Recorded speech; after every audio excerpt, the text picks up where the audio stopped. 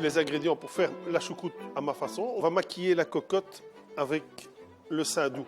On va mettre un peu de sel dans le fond de la casserole, un peu de poivre et la choucroute. Une partie de la choucroute en tout cas. Ici, on est sur une base à 4-5 personnes qui ont faim. Quelques morceaux de carottes, de l'oignon, baie de genévrier, sel, poivre de nouveau. On installe les viandes gentiment. Petit salé, lard fumé, à la cuisine de Yannick en Ferronstré, la choucroute du 1er de l'an, c'est toute une histoire.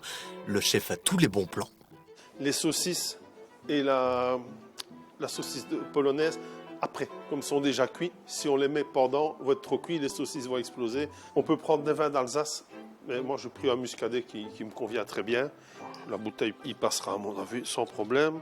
On ajoute le bouillon, un peu de saindoux, c'est jamais, s'il fait froid. On ferme la cocotte et on est parti pour 3 bonnes heures de cuisson. Avant de devenir le symbole de la nouvelle année dans toute notre province, la choucroute a traversé les âges.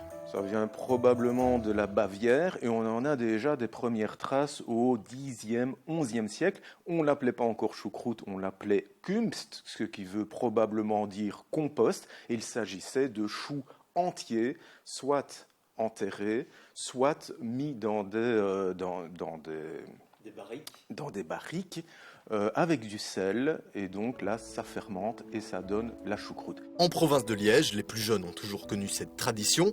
En revanche, les plus âgés se souviennent d'un temps sans choucroute le 1er de l'an. Ayant vécu à Verviers à partir de 1974, j'ai toujours connu la choucroute du 1er janvier et j'ai bien vu au début des années 90 que cette tradition n'existait pour ainsi dire pas à Liège.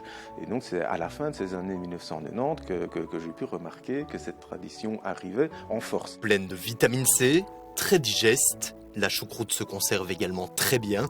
Après avoir été un légume de choix pour éviter le scorbut sur les navires, la choucroute se retrouve dans nos assiettes pour soigner nos lendemains de veille et nous assurer prospérité.